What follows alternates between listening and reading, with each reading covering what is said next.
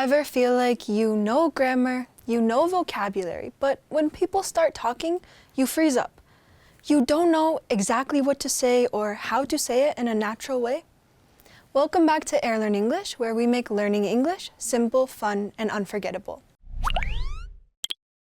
I'm Hannah, and in today's video, I want to cover all the important basics for real conversations in English. The common phrases you'll actually need, from different ways to ask, "How are you?" to talking about your likes and dislikes. This lesson is going to be your mini conversation toolkit. You can also practice these conversation basics on Airlearn.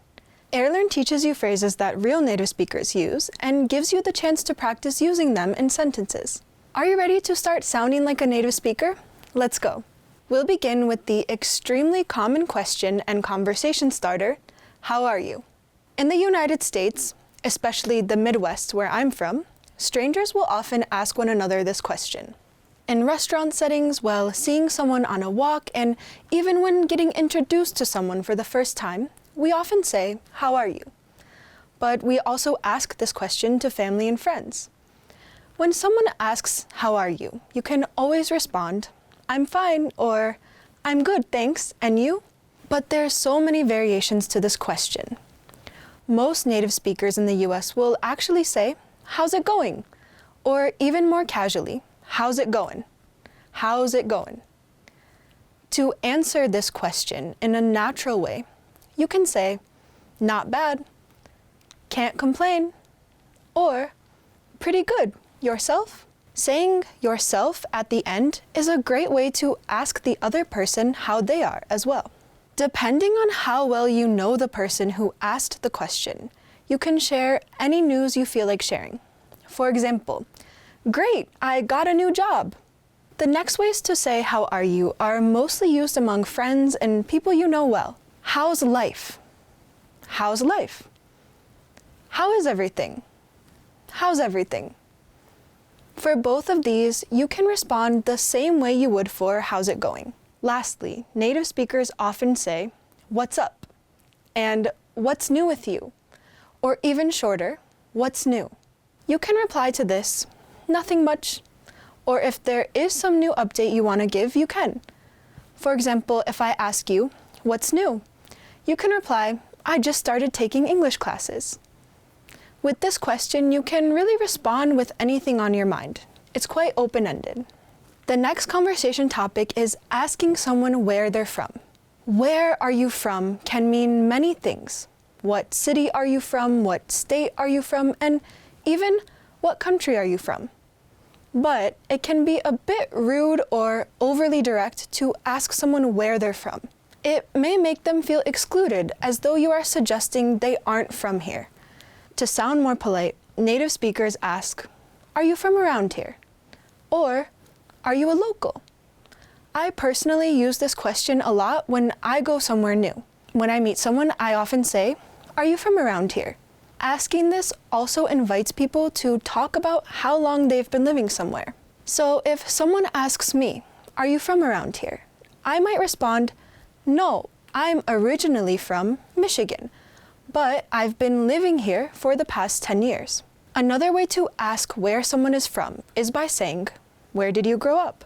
If I'm from a lesser-known area, I can respond with a question, such as, have you heard of Waterford? That's where I'm from. Be careful though, as this is not a good first question to ask a stranger. If someone tells you that they're new in town or not from the area, then asking, where did you grow up, can be a great follow-up question. One of the most common conversations we have when meeting someone new is regarding their work. Yet, most native speakers never directly ask, what is your job? Rather, you can say, what do you do? This is a shorter version of, what do you do for a living? Both are common ways to ask what someone does for work. When native speakers ask, what do you do? It usually comes out fast and can sound more like, what do you do? What do you do? If someone asks you, what do you do? You can reply with either your job title or by describing what you do. For example, I would respond, I'm an English teacher. I can also respond, I teach English to students from across the world. One is my job title, English teacher, and the other describes what I do, teach English. So what do you do? Try to respond to this question out loud right now. We can also say, what kind of work do you do? Or, what line of work are you in? These are both common and slightly more formal ways to ask the question. You can respond by saying, I work at the Museum of Modern Art. Or if you work for a company that's well known, you can say, I work for Microsoft. I work for Google. Here's a piece of advice. It's considered polite to make some positive comment when someone tells you about their job. Like, how interesting, or that must be exciting. When someone asks you what you do, you will also want to follow up by asking them, what about you? I teach English. What about you? Now let's move on to hobbies. Maybe you've read these questions in your textbook. What are your hobbies? Do you have any hobbies? But in everyday conversation, native English speakers rarely use the word hobbies when talking about someone's hobbies. Instead, we say, what do you do for fun? Or, what do you do in your free time? To these questions, you can reply, I like, or I like to. I like writing poetry. I like to write poetry. If you have no specific hobbies or interests, you can reply with, I like to hang out with friends and stuff. It's quite casual, but native speakers often add "and stuff" at the end. Now, how can we ask more specifically about what someone likes or dislikes? The most basic way to do this is by starting with a question. What's your favorite? What's your favorite food? What's your favorite movie? What's your favorite book? This is pretty straightforward. You respond by telling what your favorite food, movie, or book is. My favorite food is spaghetti. What's yours? You can also ask, what kind of do you like? For example, what kind of music do you like? One way to respond is by saying, I like all kinds of. I like all kinds of music, which just means I have no particular favorite. Or I can say, I'm really into jazz at the moment.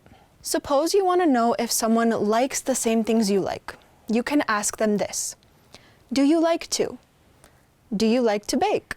They can respond by agreeing, or if they disagree, they might say, I'm not a huge fan of baking. Or, baking is not really my cup of tea. You can also modify the degree to which you like or dislike something by adding really and kind of. I really like to bake in my free time. I kind of like to bake. Sharing opinions is our last conversation topic that we're going to cover. Sharing opinions is also the 5th lesson in English on the Airlearn app, so you can practice this topic on there as well. Here's how someone might ask your opinion in English without using the word opinion. What are your thoughts on? How do you feel about? You can ask someone, how do you feel about going to the movies today? They might reply, I'd love to go to the movies. You would have heard and used this phrase before, I think. It's perhaps the most basic way to express opinions in English. Similarly, we can say, I believe. But there's some more advanced ways to introduce your opinion. You can say, the way I see it.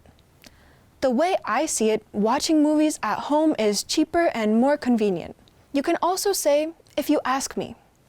Perhaps no one is actually asking you, but you can pretend as though someone is and express your opinion.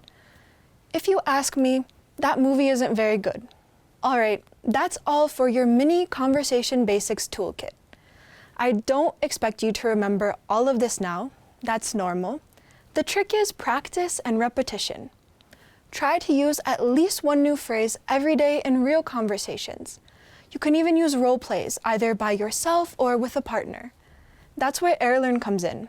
On Airlearn, you get bite-sized lessons that focus exactly on these conversation basics. Greetings, questions, everyday phrases. Please like and subscribe so you don't miss a chance to improve your English. Keep practicing, and I'll see you next time on Airlearn English.